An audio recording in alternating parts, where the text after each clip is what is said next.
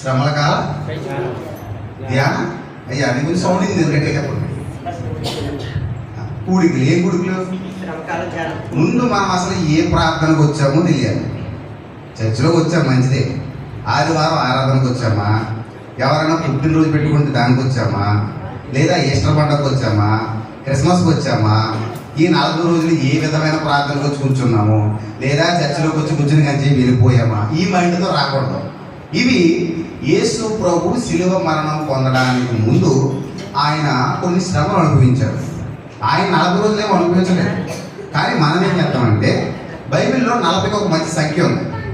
మొదటగా మోషే గారు 2 సార్లు 40 రోజులు వేసేదో దేవుడి దగ్గర మాట్లాడితే కొండెక్కాడు. ఒకసారి కొండెక్కాడు, కింద ఇశ్రాయేలు ఇష్టానుసారంగా బ్రతికారు, దూడలు చేసుకున్నారు, అపవిత్రమైన పాపాలన్నీ చేశారు. మోషే 2 పాపలు వేసుకుని నేల చుట్టేశాడు. గురై మీరంతా పాపం చేస్తారని చెప్పి మళ్ళీ కొండెక్కాడు 4 రోజులు. మరలా దేవుడితో మాట్లాడాడు.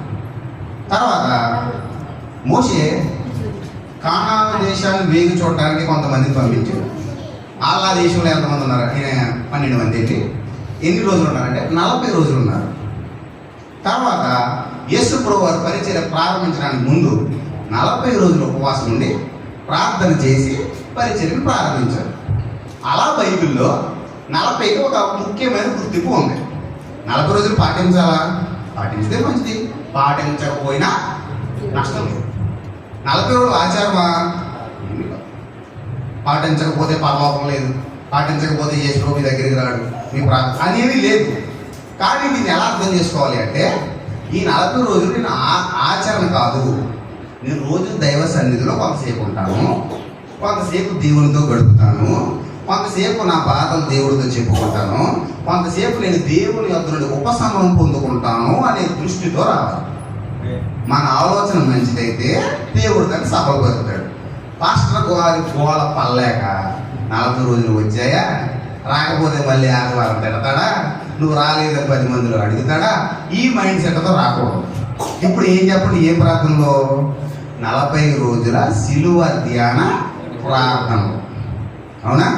చాలా మందికి ఉన్న ఒక అలవాటు ఏంటంటే సంవత్సరం పొడుగునా నెరవేరని ప్రార్థన అవసరతలన్నీ ఈ 40 రోజుల్లో చేసేది నెరవేరతాయని ఒక అపోహ ఉందా లేదా? మీరు మనకి తెలియకే కదా. మొన్న అంటే గట్టిగా చేశారు, ఇప్పుడు నెమ్మదిగానే చెప్తాను. నాకు మొన్న అర్థమైంది కదా మీ సీన్, ఇప్పుడు నెమ్మదిగానే అర్థమైంది. కానీ బైబిల్ తీయలేదు, మామూలుగా చెప్తున్నాను. ముందు ఏ ప్రార్థన చెప్పండి? 40 రోజుల శిలువ ధ్యాన ప్రార్థన. ఏ స్ట్రైక్ పొందారు? మళ్ళీ 40 రోజులు వస్తారు మీరు వస్తారా? పోవాయా, ఏం పని లేదంటారు మాస్టర్ గారు. నువ్వు ఖాళీ ఉన్నా మాకు ఖాళీ లేదంటారు, మొహం మీద అంటారు. ఇప్పుడు వస్తారు అంటే ఈ ప్రార్థనకు ప్రత్యేకమైన గుర్తింపు ఉంది. అది నా భావం. అర్థమవుతుందా? అర్థమవుతుందండి. ఈ 40 రోజుల్లో చాలామంది నిష్ఠంలో, ఇంకొంచెం పచ్చిగానే చెప్తారు, నిష్ఠంలో సంసారం ఖర్చు చేస్తారు. నిజమండి, అబద్ధమైన ఒకరు పైన పడుకుంటే ఒకరు కింద పడుకుంటారు, తెల్ల బట్టలు వేసుకోవాలంటారు. ఇవన్నీ తప్పుడు ఆలోచన.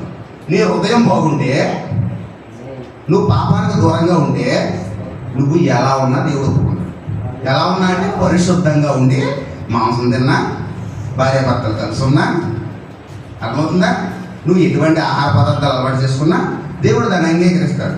నువ్వు పైకి తెల్ల చొక్కా వేసుకుని ఇంటికి వెళ్ళి ఇష్టానుసారంగా భర్త నేర్పించి, భార్య నేర్పించి, అత్తగారు నేర్పించి, మామగారు నేర్పించి, టీవీ సీరియల్ చూసి ఇక్కడికి వచ్చి ప్రభు 40 రోజుల ప్రార్థనలో ప్రార్థన చేశారు, నాకు ఏ కార్యం జరగదంటే అవి ఏమీ పని చేయవు.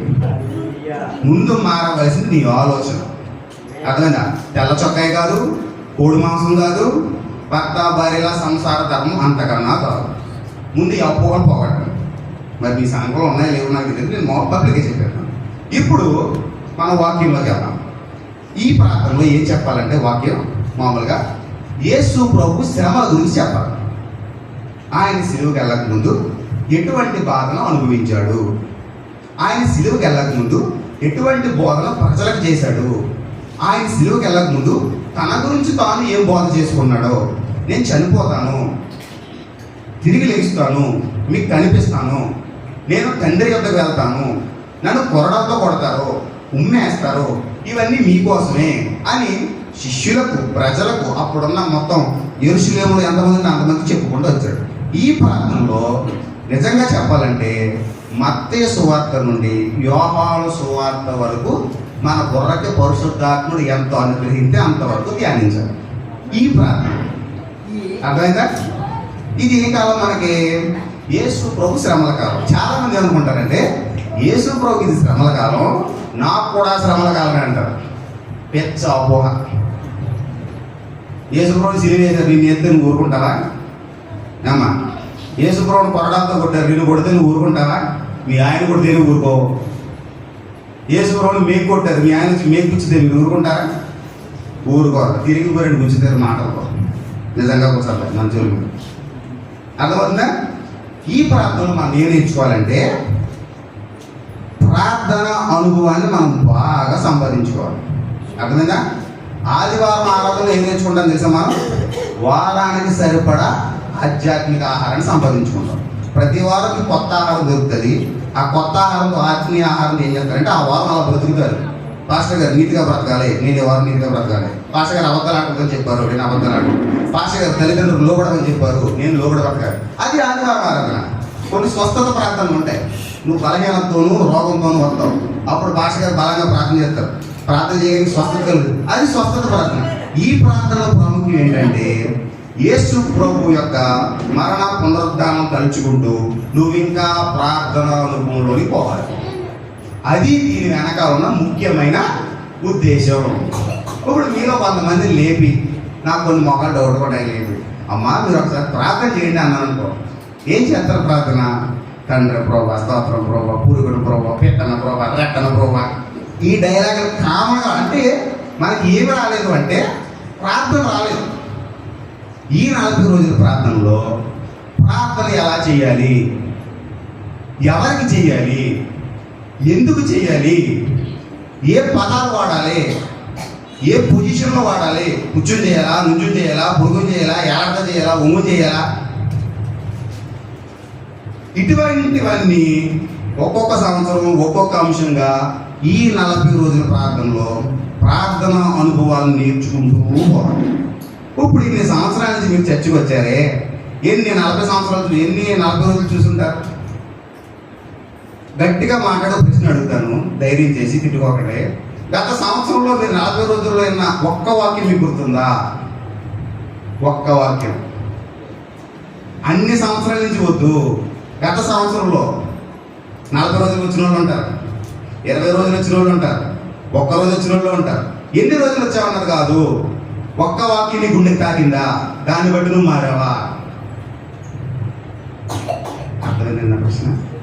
అంటే విని విడిచిపెట్టేసే స్థితిలో మనం ఉంటే పని చేయదు. నిజానికి చెప్పాలంటే వాక్యం మనకు గుర్తుండాలి అన్నా సరే ఏముండాలో తెలుసా? ప్రార్థన ఉండాలి. తెలుసమ్మా మీకు? నేను మాట చెప్తాను, తప్పుగా అనుకోకండి. మీరు ఇంటికాడ బయలుదేరక మునిపే ఇంట్లోనూ ప్రార్థన చేసుకోవాలి. నేను చర్చికి వెళ్తున్నాను, అక్కడ వాక్యం చెప్తారు, అది నేను బయటకు వచ్చాక మర్చిపోవచ్చు, చర్చిలోనే మర్చిపోవచ్చు. కానీ నా బోధని గుర్తుపెట్టుకోలేను. ప్రభా, నీ ఆత్మ నాకు అనుగ్రహించు, అది జ్ఞాన సంబంధమైన ఆత్మ కాబట్టి దాన్ని గుర్తుపెట్టుకోగలిగే సామర్థ్యాన్ని నాకు ఇవ్వు అని అడిగి మీరు ఇంట్లో బయటికి రావాలి. ఎప్పుడైనా చేసేది ప్రార్థన? అక్క ప్రార్థన టైం అయిపోతుంది, తమ్ముడు ప్రార్థన టైం అయిపోతుంది, వచ్చావా రావట్లేదా, కూర తిప్పే గబగబ తిప్పే పాస్టర్ గారు కంగారు అవుతారండి. ఈ కంగారుతో వచ్చారు తప్ప చర్చికి మీరు ఖాళీ మనసుతో వచ్చి నింపుకున్న మనసుతో ఎప్పుడైనా వెళ్ళారా? ఖాళీగా వచ్చారు, జోబీ ఖాళీ చేసుకుని వెళ్ళారు. కంటిన్యూ అర్థమైనమా? మనసు ఖాళీగా వచ్చారు, జోబీ నింపుకుని వచ్చారు. మనసు ఖాళీగా వెళ్ళారు, జోబీ ఖాళీ చేసుకుని వెళ్ళారు. ఎందుకు? ఇక్కడ ఉంది కదా, దీనికోసం వచ్చారు చాలా. అలా కాదు. ఈ 40 రోజుల ప్రార్థనలో నేను ప్రార్థన బాగా నేర్చుకోవాలనుకున్న వాళ్ళు స్తోత్రం చెప్పండి. ఉత్సాహమే లేదు, ఏడ్చలేరా, ఏదో చెప్పుకో, నువ్వు చెప్పిపోతాను మళ్ళీ మామూలే. ఏం పర్లేదు, దేవుడు నాకు ఇచ్చిన తాళంతను బట్టి మీకు ఏం చెప్పాలి, ఎలా చెప్పాలి నేను చెప్పి వెళ్ళిపోతాను. చెప్పడం వరకే బాగుంది. ఇక్కడ నేను నిలబడ్డా, అయ్యగారు నిలబడ్డా, అమ్మగారు నిలబడ్డా, భవిష్యత్తులో సుస్మిత నిలబడ్డా, ఎవరు నిలబడ్డా, చెప్పడం వరకే మా వంతు. అంటే స్వరం వినిపించడం వరకే మా వంతు. పాటించకపోవడం ఎవరిది? నీ వంతు. రేపు పొద్దున్న యేసు ప్రభు తీర్పు ముందు నుంచున్న తర్వాత ప్రభు నాకు ప్రార్థన ఎలా చేయాలి ఎవడో చెప్పలేదు అంటే దేవుడు నీకు అవకాశం ఏమి ఇవ్వడం. నువ్వు స్వాగు చెప్తే ఆ స్వాగు ఓకెట్టేవాడు దేవుడే కాదు. నీకు ఎన్ని అవకాశాలు ఇవ్వాలో అన్ని అవకాశాలు దేవుడు నీకు ఇచ్చాడు. తెలుసా మీకు? ఇప్పుడు మనం వాక్యంలోకి వెళ్దాం. ఒక వచనం చదవండి. కీర్తనల గ్రంథం తీసారమ్మా?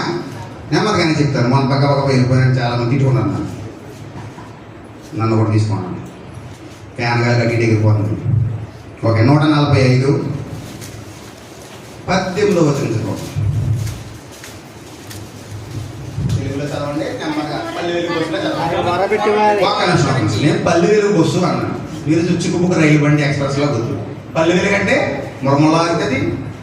ఇంకా ఏదో చిన్న చిన్న ఊర్లు ఉన్నాయా అక్కడ ఆగుతుంది. అలా నేను ముక్కలుగా చదవండి. తనకు అంటే దేవునికి, ప్రార్థన చేయు వారికి అందరికి, దేవునికి నిజముగా మొర్రపెట్టు వారికి అందరికి యెహోవా సమీపముగా ఉన్నాడు. ఒకసారి ప్రార్థన చేసుకున్నాం. మాకు సమీపముగా ఉన్న ప్రభువా, నీ పరిశుద్ధమైన నామానికి స్తోత్రాలు. ప్రభువా, నీ బిడ్డలకి నీవిచ్చిన జ్ఞానం చొప్పున వాక్యం బోధించే అవకాశం ఇచ్చినందుకు నీ స్తోత్రాలు. చెప్పే జ్ఞానం నాకు, నేను ఏ ఉద్దేశంతో చెప్తున్నానో అదే ఉద్దేశాన్ని మీరు కూడా అర్థం చేసుకునే కృపను పరిశుద్ధాత్మల ద్వారా మాకు దయచేయండి. సంఘానికి మేలుకరమైన మాటలు, విశ్వాసులకు ఆధ్యాత్మికమైన బలమైన మాటలు అందించమని యేసు నామములో అడుగుచూ ఉన్నాం తండ్రి, ఆమేన్.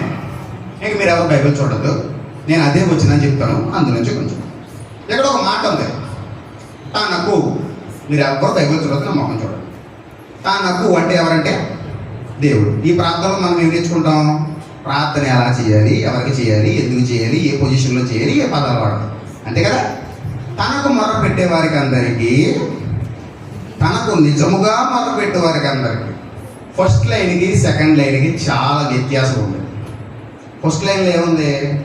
రే నాకు ప్రార్థన చేయండి రా అన్నాడు దేవుడు, అవునా? రెండో లైన్లో ఏమన్నాడు? రే నిజంగా చేయండి రే, ఉందా లేదా? అంటే ప్రజల్లో 2 రకాల ప్రార్థనలు ఉన్నాయి. నన్ను అడిగితే 4-5 రకాల ప్రార్థనలు ఉన్నాయి. ఒకటి మొక్కుబడి ప్రార్థన, బైబిల్లో మొక్కుబడి ప్రార్థన కొన్ని ఉన్నాయి. యాకోబు ఒకసారి చేస్తాడు, 31 అనుకుంటా, గుర్తులేదు, చెప్తాడు. నీవు నన్ను నిశ్చయముగా నేను వెళ్ళిన ప్రతి చోట కడుపు కన్నం, వేసుకోవడానికి వస్త్రం, మరలా నన్ను క్షేమంగా తిరిగి ఇంటికి తీసుకొచ్చేసావనుకో నేను నీకు దర్శనం ఇస్తాను అంటాడు యాకోబు. తర్వాత ఇంకో మొక్కుబడి ప్రార్థన ఉంది. యోనా గ్రంథం 3వ అధ్యాయం అంటారు. ఆయన చేప మింగేస్తుంది కదంతా, చెప్పండి టైంలో కదా. ఆయన చేప మింగేస్తుంది. చేప మింగేసిన తర్వాత చీకటి కడుపు, చేప కడుపులో ప్రార్థన చేస్తాడు. ప్రభువా, నేను ఏమైతే మొక్కుకున్నానో ఉప్పును బతికించు, బయటకు వచ్చి తిరుగుతున్నాడు. చదువుకోండి ఇంటికి వెళ్ళి. యోనా గ్రంథం 3వ అధ్యాయం అంటారు. ఈ మొక్కుబడి ప్రార్థన. కొన్ని అడప ప్రార్థన, తెచ్చుకొక ప్రార్థనలు ఉంటాయి. ఎలాగో తెలుసా? వీళ్ళ మోద మనసు ఏం పొందరు, పక్కన చెప్తారు. 2 దేవాలయంలోకి వెళ్ళి, ఒకడు పరిచయుడు, ఒకరు సుంకరి.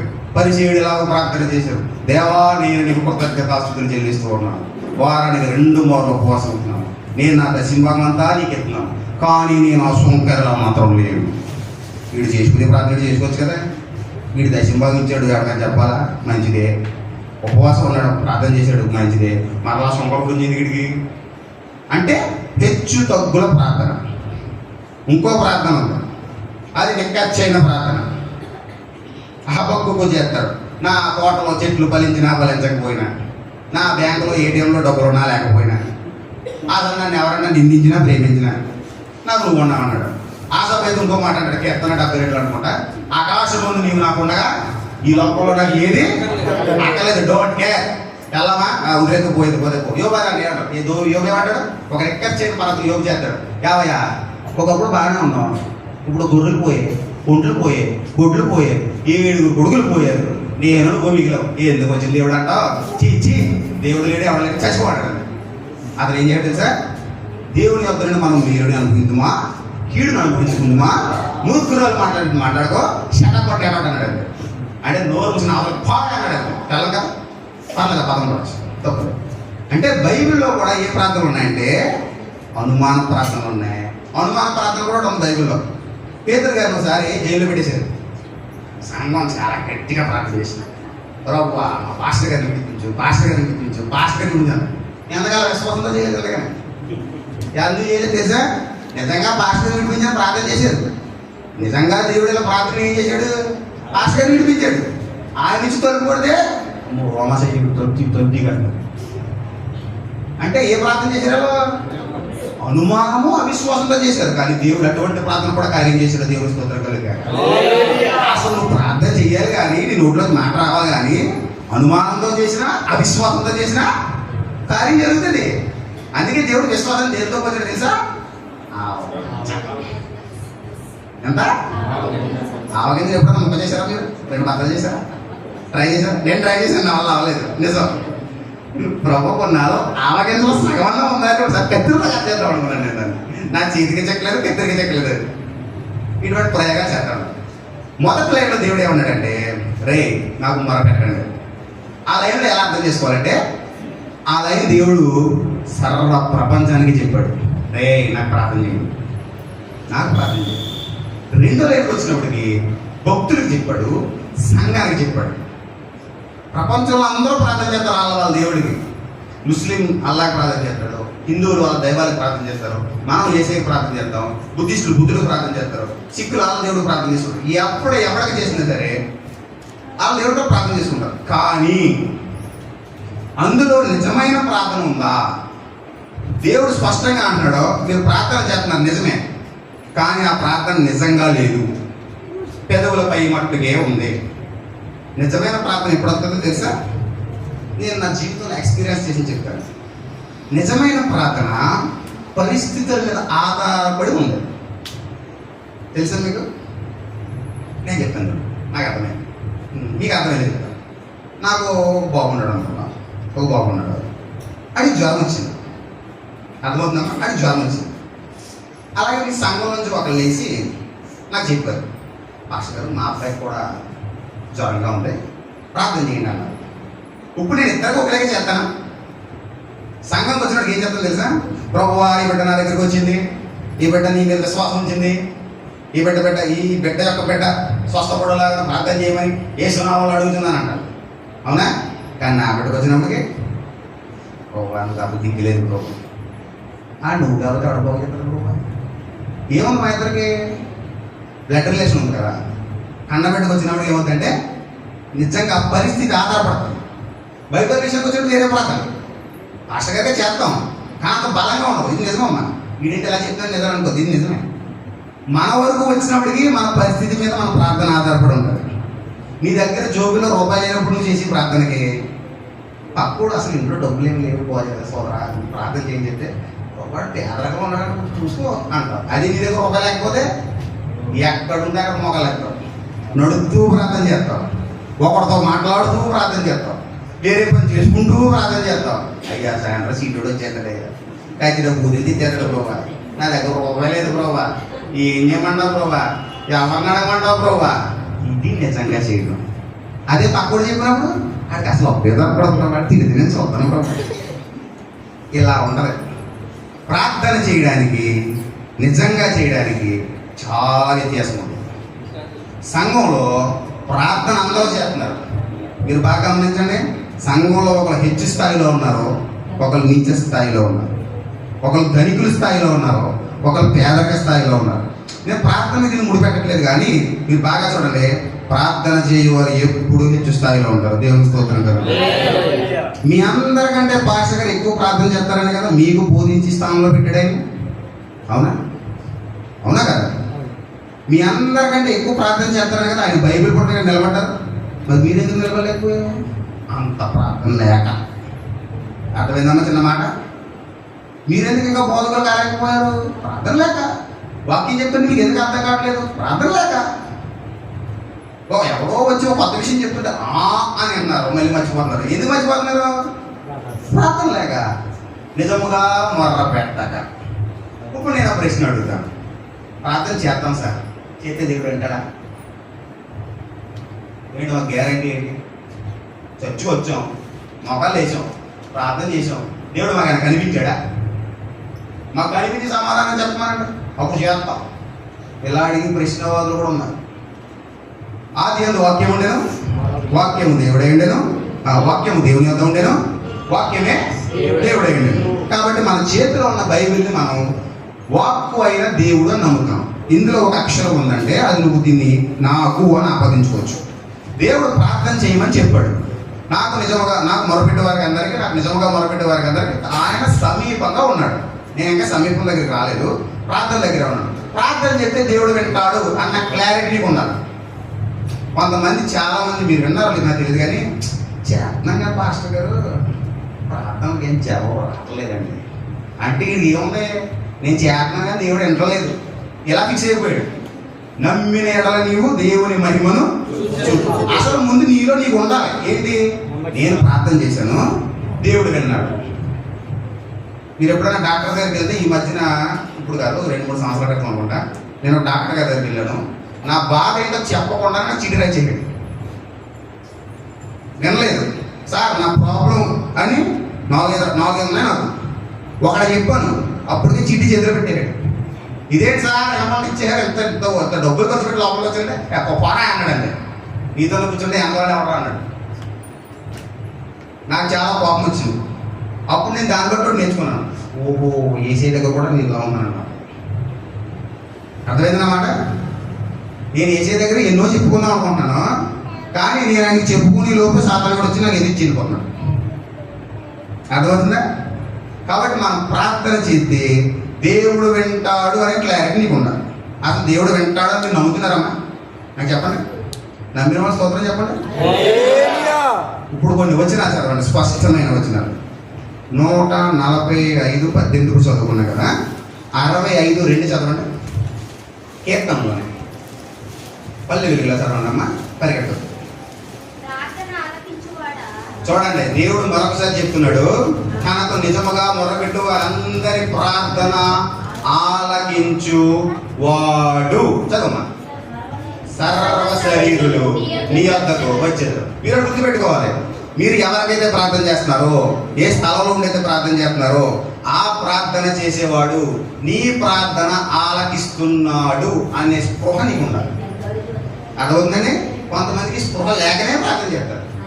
అది గాలికి ఎగిరిపోయి పుట్టులండి ప్రార్థన. అందుకే మనం చివరిలో ఏమంటాం తెలుసా, ఈ ప్రార్థన అంతా యేసునామములో అడుగుచున్నామంటాం. ముందే అడగము తెలియదు, అంత విశ్వాసంతో అడగము తెలియదు. చెప్పాలి మాత్రం తోక తగిలిందాం అలవాడైపోయిందా. మొదట నువ్వు గుర్తించాలి, నేనేమడిగినాను ప్రార్థన ఆలకించేవాడు నా దేవుడు. దేవునికి స్తోత్రం కలుగుక. 102:17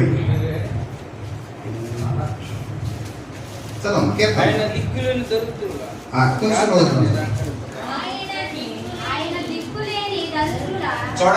చూడండి అమ్మ, పల్లెలు అన్న కదా మర్చిపోతుంది.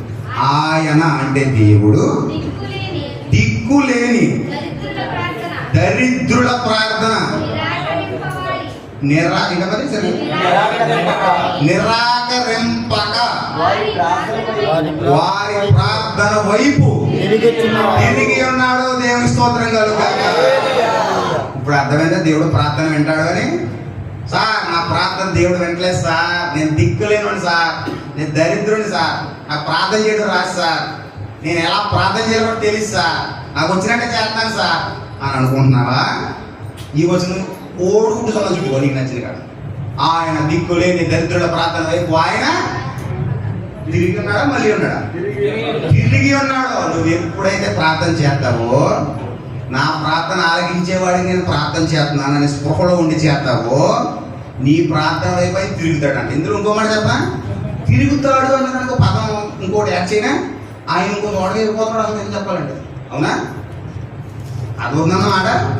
ఇంకో ప్రార్థనకి సమాధానం చెప్పడానికి వెళ్ళిపోతున్నాడు అంటే ఇంకో దరిద్రుడి దగ్గరికి. కానీ అబద్ధాల వాడి ప్రార్థన కంటే నీ ప్రార్థన మరి భయంకరంగా ఉంటే ఆ సమయంలో ఆయన నీ వైపు తిరుగుతాడు. అర్థమవుతుంది నా వాక్యం?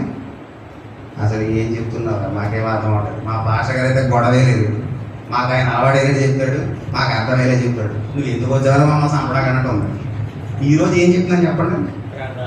మనం ఈ ప్రార్థనలో ఏం నేర్చుకోవాలి? ప్రార్థన ఎలా చేయాలి, ఎవరికి చేయాలి, ఎందుకు చేయాలి, ప్రార్థనలో ఉన్న లోతైన అనుభవాలు నేర్చుకుంటాను.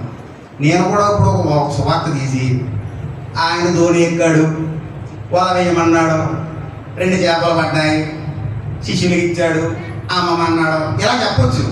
ఈ ప్రార్థనలో చెప్పకూడదు. అర్థమవుతుందా? యేసు ప్రభువు లేదా తండ్రి అయిన దేవుడు ప్రార్థన వింటాడు అన్నదానికి 2 వచనాలు చూపించాను. ఏంటయ్యి? 65:2 సర్వ శరీరులు ప్రార్థన చేయవాడా, ప్రార్థనలకు ఇచ్చేవాడా, సర్వ శరీరులు ఎంతకు వచ్చేదారు. 2 దిక్కులేని దరిద్రుల ప్రార్థన వైపు ఆయన తిరిగి ఉన్నాడు. ఈ 2 వచనాలు బట్టి ఏమర్థమవుతుందంటే దేవుడు ప్రార్థన వింటాడు. ఫిక్స్. 2 రెళ్ళు ఎంత? 4. అది నిజమా అబద్ధమా? నిజం. ఇక్కడ పశువులంలో నిజం. జ్ఞానంలో 2 రెళ్ళు 4. మా ఇంటి దగ్గర 2 రెళ్ళు, అమెరికాలో 2 రెళ్ళు, ఆఫ్రికాలో, ప్రపంచంలో ఏ మూలకెళ్ళినా 2 రెళ్ళు. ప్రపంచంలో నువ్వు ఏ మూల ప్రార్థన చేసినా దేవుడు అంటాడు. నీకు పవర్ అయిన మాటలు అందక మీరు ఆమె చెప్పట్లా. ఏం పర్లేదు. 2 రెళ్ళు 4 అన్నది ఎంత నిజమో ఏ మూలకెళ్ళినా నీవు ప్రార్థన చేసినప్పుడు దేవుడు వింటాడు అనేది కూడా అంతే నిజం. ఇంకొక వాక్యం చదవండి అమ్మా. సామెతలు 15:8.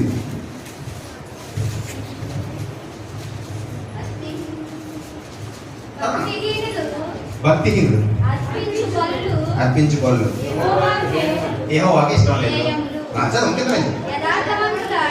వినండమ్మా.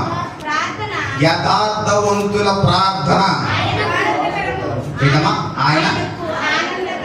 ఆయనకు ఆనందకరము. ఆయనకు ఆనందకరము అనే మాటని అర్థం చేసుకోవాలంటే మనం ప్రార్థన చేస్తుంటే ఆయన ఆనందంగా వింటాడు అని అర్థం చేసుకోవాలి. మనం ఎవరితోనైనా మాట్లాడుతూ ఉన్నప్పుడు, వింటూ ఉన్నప్పుడు నవ్వుతున్నామంటే అర్థం ఏంటి? ఆ వ్యక్తితో మనకి మంచి సంబంధం ఉందని, అతనితో ఉన్న సమయం కొంచెం గడిపితే పర్వాలేదని, కాసేపు టైం తెలియట్లేదని కదా అర్థం. యథార్థవంతులు ప్రార్థన చేస్తే దేవుడికి ఎలా ఉందంటే సంతోషకరంగా ఉందంట. నువ్వు ప్రార్థన చేస్తే ఏసీ తిండో నువ్వు చూసుకున్నావు. అర్థమవుతుందా? ఇప్పుడు చెప్పండి, యేసయ్య ప్రార్థన వింటాడా? వింటాడు. సర్వ శరీరులు ప్రార్థన ఆలకించేవాడా? సర్వ శరీరులు నీ యొక్కకు వచ్చేదరు. ఎలా ప్రార్థన చేస్తే? నిజముగా ప్రార్థన చేస్తే. ఆయన దిక్కులేని దరిద్రుల ప్రార్థన నిరాకరింపక మానడు. ఎలా ప్రార్థన చేస్తే? నిజంగా ప్రార్థన చేస్తే. ఆయన యథార్థవంతులు ప్రార్థన చేయగా ఆయనకు ఆనందము. ఎలా ప్రార్థన చేస్తే? నిజంగా ప్రార్థన చేస్తే. బాగుంది సార్, చాలా బాగా చెప్పారు సార్. దేవుడు ప్రార్థన వింటాడనే క్లారిటీ నాకు వచ్చింది సార్. ఈయన ఏం చేస్తాడో ఉన్నారు. ఏం చేస్తాడు? వింటాం వరకేనా? ఇప్పుడు దాకా చెప్పింది అర్థమైందా? ఏం చెప్పాను చెప్పండి. ఒక్కలేనా? మీరు చదువుకునే పిల్లలు వాక్యం రాసుకోవట్లేదు. దేవుని స్తోత్రం. పెద్దలు సీరియల్ అయిపోతుందన్న కంగారులో ఉన్నారు. మరలా దేవుని స్తోత్రం. వదిలేరా ఇంటికి వెళ్ళి అన్న తిని కొడుకోవాలన్నా ఇంకో ముడ్లో ఉన్నారు. మరలా దేవుని స్తోత్రం. ఒరే 40 రోజులు ఎలా ఉన్నాడు, ఎందుకురా మా ప్రేమ తీర్థాన్ని అందరూ ఉన్నారు. మరలా దేవుని స్తోత్రం. ఇవన్నీ కనబడతాయి. అయినా నువ్వు ప్రార్థన చేస్తే ఏ మూడ్లో ఉండి ప్రార్థన చేసినా దేవుడు వింటాడు. విని ఆయన ఏం చేస్తాడు? 3 విషయాలు చెప్తాడు. నెంబర్ 1, దేవుడు ప్రార్థన విని ఏం చేస్తాడంటే, ప్రార్థనలో చాలా మంది చిత్రమైన మాటలని మాట్లాడుతుంటారు. మత్తయి స్తోత్రం మాట ఉంటుంది, విస్తారమైన మాటలు పలుకడం వలన దోషం కలుగుతుందా? విస్తారంగా పలికితే ఏమంటే ప్రభా ప్రభా ప్రభా ప్రభా ప్రభా ఏంట ప్రభా స్తోత్రం స్తోత్రం స్తోత్రం స్తోత్రం స్తోత్రం ఏంటి స్తోత్రం? దేని స్తోత్రం? ఎవరి స్తోత్రం? బైబిల్లో చిన్న చిన్న ప్రార్థనలు చాలా ఉన్నాయి తెలుసా.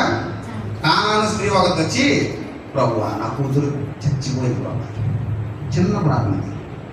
యాయిరు తండ్రి, యాయిరు కుమార్తె చచ్చిపోయింది. బోధకుడా నీవు వచ్చి మా ఇంటికి వచ్చి నా కూతురుని బాగొచ్చు. కుష్ఠరోగి, నీకు ఇష్టమైతే నన్ను శుద్ధిని చేయి. అవునా? 18 ఏళ్ళ నుంచి పడిపోయి ఉన్నవాడు, నన్ను బాగు చేసేవాడు ఎవడు లేడయ్యా. చిన్న ప్రార్థన. మోషే ఎర్ర సముద్రాన్ని బాగా చేసినప్పుడు, ప్రభువా వెళ్ళమంటావా? ప్రజలు కొట్టేసిలా ఉన్నారు. చిన్న చిన్న ప్రార్థనలు, కానీ అన్ని నిజంగా చేసిన ప్రార్థన.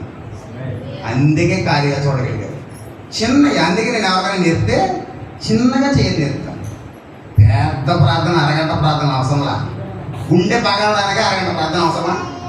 మీ బాబు చచ్చిపోయాడురా అంటే, అవునా అరగంట ప్రార్థన దుఃఖం అవుతుంది, అప్పుడు ఎడుతాను అని ఎప్పుడైనా అంటాడా? అవునా? అంటాడమ్మా? ఉదాహరణ చెప్తాను. ఏమవుద్ది ఆ వాక్యనగానే? నువ్వేమీ రెడీమేడ్ కన్నీ తెచ్చుకోకలా. ఆటోమేటిక్గా ఒళ్ళు ఉంటుంది, చెమటలు పడతాయి, నీకేమైనా బలం తక్కువ కళ్ళు తిరిగి పడతావు, నువ్వు వద్దనుకున్న కన్నీళ్ళు వస్తాయి. ఎందుకు? ఆ వార్త అలాంటిది. ఏ వార్త? మీ గౌరవ తెచ్చారా? ఇది ప్రార్థన కూడా అలా ఉంటుంది. నువ్వు రోజు ప్రార్థన చేయడం వల్ల ప్రార్థన చులకనైపోయింది. ప్రజలు మన్నా తినగా తినగా తినగా ఏమన్నా తెలుసా? ఈ విచారం లేని ఆహారం మేము తిననేలా, మాకు ఐగుప్తులో కూరగాయలు, పండ్లు, కీరాకాయలు, ఉల్లిగడ్డలు, దోసకాయలు, మాంసాలు మాకు అన్ని గుర్తొస్తున్నాయి, మాకు మాంసం కావాలి అన్నారు. ఊరుకోండి మాంసం కావాలా? నిజంగానే అడిగారు కదా, ఎత్తానాగండి అన్నాడు, మాంసం ఇచ్చాడు, 3 నెలలు తెచ్చాడు. ఇది నిర్గమాకాండంలో ఒకటి, సంఖ్యాకాండంలో ఒకటి ఉంటుంది. ఇందుకే చదువుకోండి, నేను రెఫరెన్స్ చెప్పండి. దేవుడు ప్రార్థన వింటాడు. నువ్వు నిజంగా ప్రార్థన చేస్తే, నిజంగా చేయకపోయినా నిజంగా చేసినా నిండు వింటాడు. కానీ నిజంగా చెప్తే ఏమవుతుందంటే కింద ఉంటుంది, సమీపంగా ఉంటాడు. తర్వాత చెప్తాను ఆయన ప్రార్థన విని ఏం చేస్తాడు అది చెప్తాను. చూడండి, ఒకటి చదవమ్మా. కీర్తనల గ్రంథం 22:24.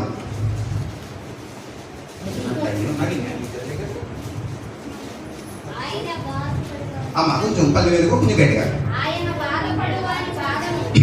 ఆయన బాధపడువారి బాధను తృణీకరింప లేదు, దాన్ని చూచి ఆయన అసహ్యపడలేదు, అతనికి అంటే ప్రార్థన ఎవరు చేస్తాడు? బాధలు ఎక్కువైపు చేస్తాడు. ఆ బాధలు ఎక్కువైపు ప్రార్థన చేస్తే ఆయన ఏం చేశాడంట? ఒకసారి నేను తీసుకుంటాను ఆగండి, నా బైబిల్లో ఫ్యాన్ వల్ల జరిగిపోతుంది చెప్పాను. 22:24 కదా, నేను చదువుకుంటాను నా భాషలో. 22:24. ఆయన బాధపడు అని బాధను తృణీకరింపలేదు, దాన్ని చూసి అసహ్యపడను లేదు, అతనికి తన ముఖమును దాచలేదు. ఈ వచ్చిన మీకు అర్థమయ్యేలా చెప్తాను. నాకు బాధ ఎక్కువైపోయింది. ఏ బాధ? అప్పు బాధ, ఇంట్లో పట్టించుకోవట్లేదు, చుట్టాలకి ఎంటేశారు, శత్రువులు ఎక్కువైపోయారు, మానసిక బాధలు, శరీర బాధలు చాలా ఉన్నాయి. ఇప్పుడు నాకు బాధ ఎక్కువైపోయింది. నేను ప్రార్థన చేస్తున్నాను. ప్రార్థన కూడా నేను నాకు వచ్చినట్టే చేసుకున్నాను. ప్రభా నన్ను ఎవడో పట్టించుకోవట్లేదు, ఎవరు నాకు భూమి మీద ఎవడో లేడు. అసలు ఒక బైబిల్ మాట కూడా కాదు, మామూలుగా నాకు భూమి మీద ఎవడో లేడు, పైన ఉన్నావా లేవా, ఉన్నావా అసలు ఉన్నావా, ఉంటే ఏం చేద్దాం, ఇటువంటి పదాలనే వాడుతున్నాను. అలా ప్రార్థన చేస్తే ఆయన ఏం చేద్దాం తెలుసా? ఆయన బాధపడువాడి బాధను తృణీకరింపలేదు. అంటే దేవుడు ఏం చేద్దంటే ప్రార్థన చేసినప్పుడు ఎవడరాడు ఇలా చేస్తున్నావు, అసలు నీకు ప్రార్థనే రాదు, ప్రార్థన చేయడం అలా కాదురా, ప్రార్థన నేర్చుకున్నారా. ఆయన ఎప్పుడు అన్నాడు, నువ్వు ఎలా చేసినా, ఏ పదాలతో చేసినా, ఆయన నువ్వు మాట్లాడే మాట కంటే నీ బాధ చూస్తాడు ప్రార్థనలో.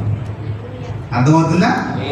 అందుకే ఏముందంటే అక్కడ ఆయన బాధపడు వారి బాధను మనిషిని తృణీకరింపలేదు, వాడి బాధను కూడా తృణీకరింపలేదు. సామెతలో మాట ఉంటుంది, నొప్పించు మాట కలహము రేపును, మృదువైన మాట కోపమును చల్లార్చును. యేసే కనుక నువ్వు ప్రార్థన చేస్తే, ఏ బాధతో చేసినా, ప్రార్థన వచ్చినట్టు చేసినా రానట్టు చేసినా, నీ గుండెల్లో బాధ అంతా బయట పెట్టుకున్నప్పుడు ఆయన నిన్ను చూడకుండా పక్కనే ఉండలేడు, చూస్తాడు. తర్వాత ఏముందంటే ఆయన చూసి అసహ్యపడలేదు. అంటే ఇంట్లో బయటికి ఏంటేశారు, ఆర్థిక ఇబ్బందులు పోలేదు, శరీర పరిస్థితి పోలేదు, నిన్ను ప్రేమించేవాడే అవ్వడం లేడు భూమి మీద. అర్థమవుతుందా? మనం ఎప్పుడు అసహించుకుంటారమ్మా? అందం లేనప్పుడు, ఆస్తి లేనప్పుడు, సరైన మాట తీరు లేనప్పుడు, సరైన వస్తు వాహనాలు లేనప్పుడు, వేసుకోవడానికి బట్ట లేనప్పుడు, మన చుట్టూ ఉన్నవారు గొప్పవారే మనం దీన స్థితిలో ఉన్నప్పుడు, చిచ్చి ఈడ మన కులం తక్కువైనప్పుడు, గట్టిగా మాట్లాడితే, అవునా? ఉందా పెట్ట కులకిచ్చి దేవుని స్తోత్రం గారు, అవునా? ఆయన వాడిని చూచి అసహ్యం అంటే చిచ్చైపోరా, అదేనా అసహ్యం? ఎప్పుడైనా మీరు పిల్లల కన్నా ఉన్నారు కదా, పిల్లలు తిన్నప్పుడు తొక్కేవారు, మీకు మీరు ఎలా ఫీల్ అవుతారు? ఎలా పెడతారు ఎక్స్ప్రెషన్? కట్టండి సార్. ఈ పిల్లవాడైనా మా తొక్కేసారి చూసుకోకుండా తీయకుండా ఎలా పెడతాం మాకు? అది అసహ్యం. అంటే యేసయ్య అసహ్య పడలేదు. నువ్వు ఎలా ప్రార్థన చేసినా, నిజంగా చేస్తే నీ బాధను తృణీకరించలేదు, నిన్ను చూసి అసహ్యపడలేదు. తర్వాత అతనికి తన ముఖమును దాచలేదు. నీ ఇంట్లో వాళ్ళే నీకు ముఖం చూపించుకోవడానికి సిగ్గుపడి ఈ రోజుల్లో యేసయ్య కనుక నువ్వు ప్రార్థన చేస్తే ఆయన ముఖమును నీకు దాచలేదు. ప్రార్థనలో ఎప్పుడైనా ప్రభువా నాకు నేను చూడాలనుందయ్యా ఎప్పుడైనా అడిగారు? అసలు మనకి ఎలా అడుక్కోవాలో తెలియదు. అడుక్కునేవాడు అబ్బరా అమ్మా నా రకాల తల్లే అని వరుతారు. ఇప్పుడు ఉన్నారో లేదో నాకు తెలియదు. మరి నా చిన్నతనంలో వచ్చేవాడు అమ్మా అసలు దాన్ని ఉంటే పెట్టమ్మా అని ఉంటే పెట్టేవాళ్ళు లేకపోతే లేదు. ఈరోజు అలా అడిగేవాళ్ళు లేడు. ఒక పోరాటకతలు అంటున్నాడు, 20 అడుగుతున్నాడు, 10 తీసుకోవట్లేదు. రోడ్ల మీద పిల్లలు వరకు ఏదైనా పట్టుకెళ్ళి వాళ్ళకి ఇస్తే తీసుకునేవారు.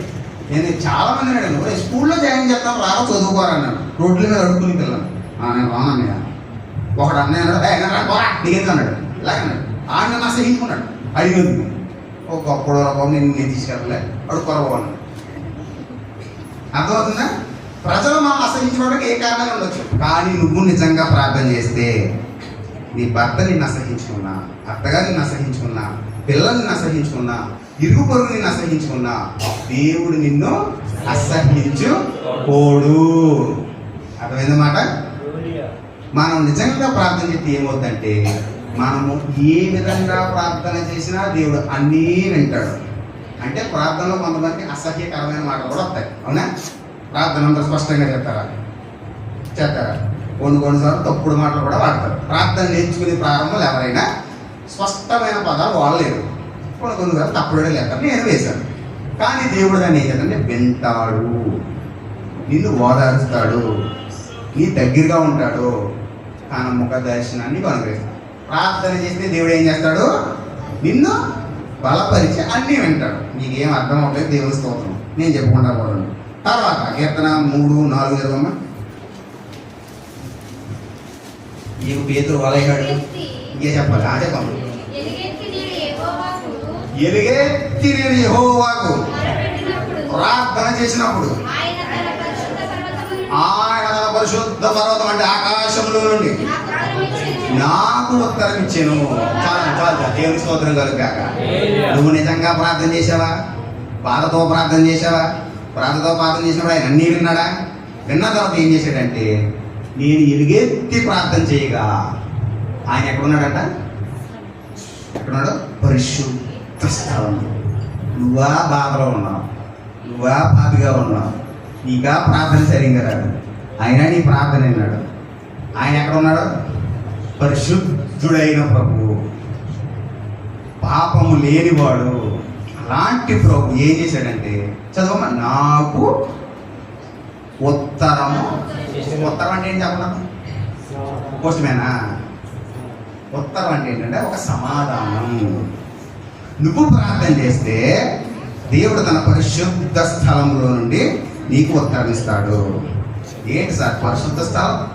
ఆకాశమా, మహాకాశమా, సింహాసనమా, 12 మంది పెద్దల? ఇది కాదు. నీకు దగ్గరగా ఉన్న పరిశుద్ధ ఆలయం ఏది? ఏది?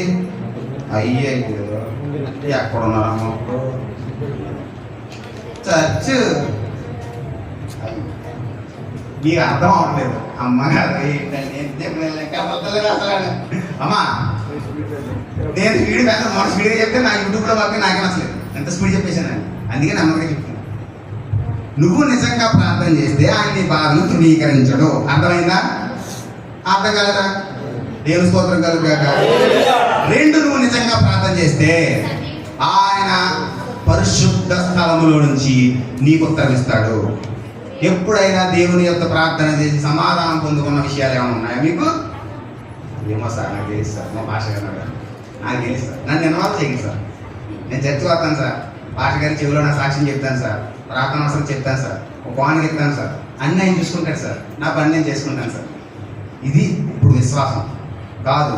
నువ్వు ప్రార్థన చేస్తే, నీ నోట్లోంచి ప్రార్థన వస్తే, నీ మాట పైకి వెళ్తే ఆయన తన పరిశుద్ధ స్థలంలో ప్రార్థన విని పరిశుద్ధ స్థలంలో నుండి నీకు ఎవరైతే నిజముగా ప్రార్థన చేశారో వారికి దేవుడు ఉత్తరము ఇస్తాడు. అంటే సమాధానము చెప్తాడు.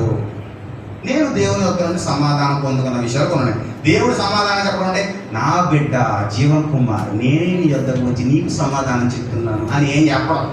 ముందు ఈ అపోహదరాలు చాలా మంది ఏమంటారు, దేవుడు సమాధానం చెప్తాడా?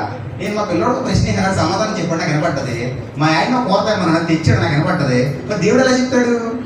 దేవుడు పరిస్థితుల ద్వారా సమాధానం చెప్తాడు, సంఘం ద్వారా సమాధానం చెప్తాడు, దైవజనుడి ద్వారా సమాధానం చెప్తాడు, నీకు తెలియని వ్యక్తుల ద్వారా సమాధానం చెప్తాడు. ఈ రోజు ఈ వాక్యం వింటారంటే ఈ మీకు సమాధానం లేదు.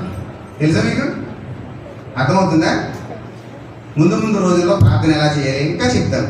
మొదటగా మొర్రపెట్టు వారికి అందరికీ, తనకు నిజముగా మొర్రపెట్టు వారికి అందరికీ ఆయన సమీపముగా ఉన్నాడు. దేవుడు ప్రార్థన వింటాడు అనే నిశ్చయత మనకి బుర్రలో ఫిక్స్ అయిపోవాలి. అర్థమవుతుందన్నమాట. నువ్వు ఏ ప్రార్థన చేసినా, అసలు ప్రార్థన చేసినా మొదటగానే ప్రభువా నేను ఏ ప్రార్థన చేసినా నా మనమంతా విను అని నువ్వు అడిగి అందులోకి వెళ్ళాలి. లాస్ట్ ఏ సునామంలో అడుగుతున్నావు ఆమె కాదు, ముందే నేను ఏం అడుగుతున్నానో అదంతా వినాను. తర్వాత ప్రార్థన చేస్తే ఆయన ఏం చేస్తాడు? చెప్పిందంతా వింటాడు, నిన్ను తృణీకరించడు, అసహించుకోడు, ఆయన తన దర్శనము నీకు అనుగ్రహిస్తాడు. రెండు, నువ్వు ప్రార్థన చేస్తే సన్నిధిలో అయినా, మంచం పక్కనైనా, కిచెన్లో అయినా, ఎక్కడైనా ప్రార్థన చేస్తే ఆయన తన పరిశుద్ధ స్థలంలో నుండి నీకు ఉత్తరం ఇస్తాడు. ఇంకోటి చెప్పండి. 2వ దినవృత్తాంతాలు 18:37 చదవమ్మా. కాదు కానీ యెషయా 58:9 చదువుతాయి.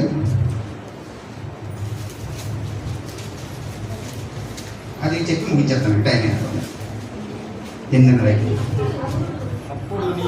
అప్పుడు ఆగండి ఒకసారి పల్లెలు రాకుండా అచ్చలేము నీవు పిలువగా యెహోవా ఉత్తరమిచ్చును, నీవు మొర్రపెట్టగా ఆయన నేనున్నాను అంటాడు. దేవుని స్తోత్రం కలుగాక.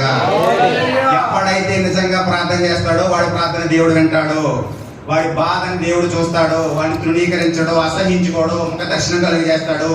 తర్వాత నువ్వు ప్రార్థన చేస్తే ఆయన నీకు సమీపంగా ఉంటే పరిశుద్ధ స్థానంలో నీకు ఉత్తరం ఇస్తాడు.